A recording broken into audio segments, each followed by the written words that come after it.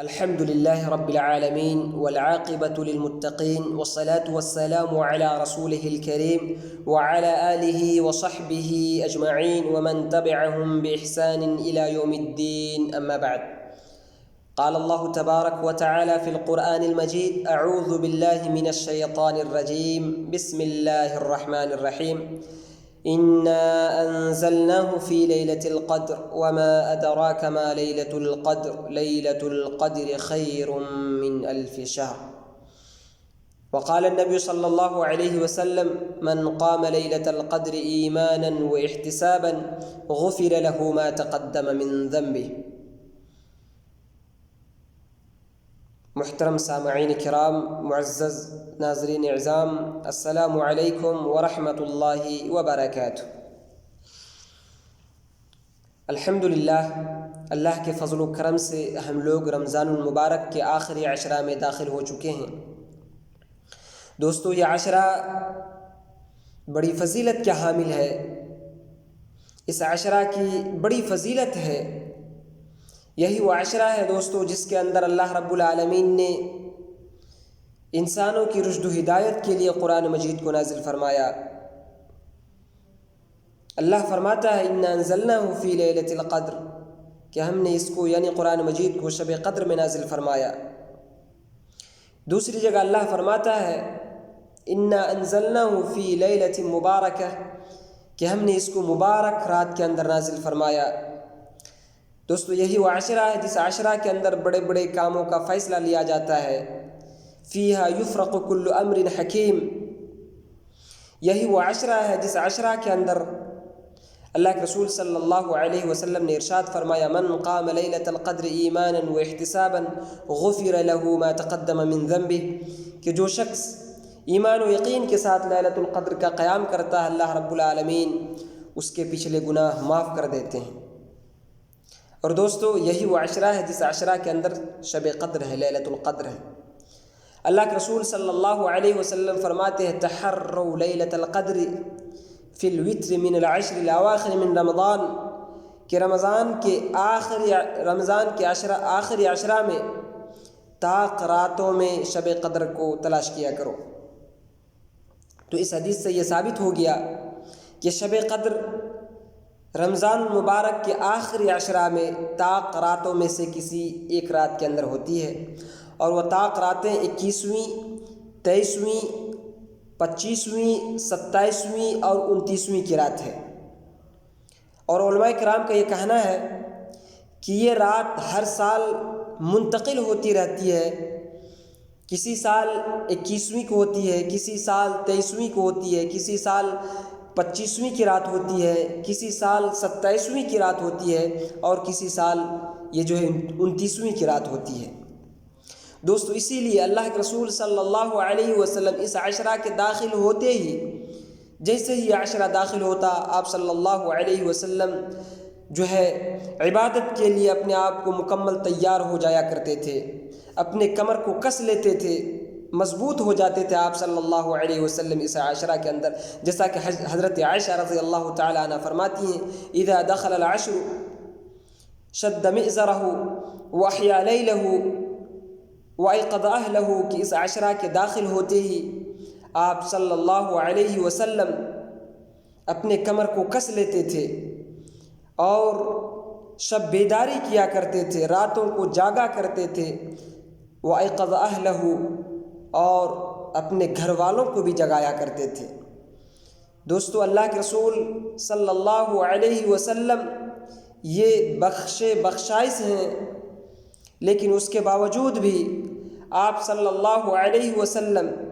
اس عشرہ کے داخل ہوتے ہی پوری رات جاگا کرتے تھے، قیام اللیل کیا کرتے تھے، کیونکہ آپ صلی اللہ علیہ وسلم کا یہ قول ہے: من قام لیلۃ القدر ایمانا واحتسابا، جو آدمی لیلۃ القدر کا قیام کرتا ہے، اللہ رب العالمین اس کے پچھلے گناہ معاف کر دیتے ہیں۔ خود بھی جاگتے تھے آپ صلی اللہ علیہ وسلم، اور اپنے گھر والوں کو بھی جگایا کرتے تھے، کیونکہ دوستو جس شخص کو اگر شب قدر کی رات حاصل ہو گئی اور جو آدمی انشاءاللہ ایمان و یقین کے ساتھ قیام کرتا ہے اس کو انشاءاللہ یہ رات حاصل ہوگی، اور جو آدمی آخری عشرہ میں اس کو تلاش کرتا ہے تو انشاءاللہ اس کو یہ رات حاصل ہو جائے گی۔ ایک رات کی عبادت جس کے بارے میں اللہ رب العالمین نے کہا خیر من الف شہر، کہ 1000 راتوں کی عبادت سے بہتر ہے، اس کے لیے ہمیں محنت کرنے کی ضرورت ہے، ہمیں جو ہے اجتہاد کرنے کی ضرورت ہے، جیسا کہ اللہ کے رسول صلی اللہ علیہ وسلم کیا کرتے تھے، خود بھی کرتے تھے، اپنے گھر والوں کو بھی جگایا کرتے تھے قیام اللیل کے لیے۔ تو دوستو اس عشرہ کی جو سب سے اہم عبادت ہے وہ قیام اللیل ہے۔ آپ قیام اللیل کا اہتمام کریں، زیادہ سے زیادہ قرآن مجید کی تلاوت کریں، اور زیادہ سے زیادہ اللہم انک عفو تحب العفو فاعف عنی، اس ذکر کا زیادہ سے زیادہ اہتمام کریں، چونکہ حضرت عائشہ رضی اللہ تعالی عنہ فرماتی ہیں کہ میں نے اللہ کے رسول صلی اللہ علیہ وسلم سے پوچھا کہ اللہ کے رسول اگر مجھے شب قدر مل جائے تو میں اس رات یا اس شب قدر کے اندر کیا پڑھوں، کیا ذکر کروں؟ تو آپ صلی اللہ علیہ وسلم نے ارشاد فرمایا کہ اس ذکر کا اہتمام کیا کرو، اللہم انک عفو تحب العفو فاعف عنی، اللہم انک عفو تحب العفو فاعف عنی۔ اس لیے دوستو پتہ نہیں اگلے سال، آئندہ سال پھر یہ موقع ہمارے سامنے آئے گا یا نہیں آئے گا، یہ موقع ہمیں دیا جائے گا یا نہیں دیا جائے گا۔ ہمارے سامنے یہ 10 دن باقی ہے، اس 10 دن کو ہم غنیمت سمجھیں، اور اس 10 دن کے اندر انشاءاللہ ایمان و یقین کے ساتھ آپ قیام اللیل کریں، عبادتوں کا اہتمام کریں، انشاءاللہ آپ کو اور ہم کو 1000 سال کی عبادت کا اجر اللہ رب العالمین دے گا۔ اس لیے دوستو قیام اللیل کا اہتمام کریں، قیام اللیل کا اہتمام کریں، زیادہ سے زیادہ قرآن مجید کی تلاوت کریں، ذکر و اذکار میں مشغول رہیں، اور تسبیح و تحلیل کا اہتمام کریں، واللہ ایسا موقع پھر پتہ نہیں اللہ رب العالمین ہمیں اور آپ کو دے گا یا نہیں دے گا، ایسا موقع ہمارے سامنے آئے گا یا نہیں آئے گا۔ دوستو اسی طریقے سے اس آخری عشرہ کی عبادتوں میں سے ایک اہم عبادت اعتکاف ہے، جو امسال نہیں ہو سکا۔ آپ دیکھ رہے ہیں پوری دنیا کے اندر کورونا وائرس کی وجہ سے ساری مساجد بند ہے، پوری مسجدیں بند ہے۔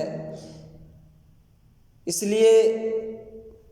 جو آدمی ہمیشہ کرتے آیا ہے امسال بھی نیت کر لے، انشاءاللہ اللہ رب العالمین اس کو اس نیت کے اوپر اعتکاف کا اجر دے گا۔ لیکن کوئی بھائی اگر یہ نیت کر لے کہ چلے مسجد کے اندر میں نہیں بیٹھ پایا ہوں تو گھر کے اندر بیٹھ لوں، دوستو یہ اعتکاف صحیح نہیں ہوگا، کیونکہ اعتکاف کے لیے مسجد کا ہونا شرط ہے۔ اللہ نے فرمایا وَلَا تُبَاشِرُوهُنَّ وَأَنْتُمْ عَاكِفُونَ فِي الْمَسَاجِدِ، کہ اعتکاف کے لیے مسجد کا ہونا شرط ہے، اور وہ بھی وہ مسجد جس مسجد کے اندر 5 وقت کی نماز ہوتی ہو، جس کے اندر 5 وقتانہ نماز کا اہتمام ہوتا ہو اور جمعہ کی نماز ہوتی ہو۔ اس لیے دوستو اگر کوئی آدمی ابھی کی حالت میں اگر مسجد میں بیٹھ بھی جاتا ہے تو وہ مسجد فی الحال اس کے اندر 5 وقت کی نماز نہیں ہو رہی ہے، جمعہ کی نماز نہیں ہو رہی ہے، اس لحاظ سے بھی اس کو مسجد میں بیٹھنا صحیح نہیں ہوگا۔ اس لیے دوستو آپ اس چیز کا خیال کریں، اور چونکہ آپ دیکھ رہے ہیں پوری دنیا کے اندر مسلمان بدنام ہے کہ مسلمان ہی کی وجہ سے یہ کورونا پھیل رہا ہے، تو دوستو اس لیے ان چیزوں سے پرہیز کریں،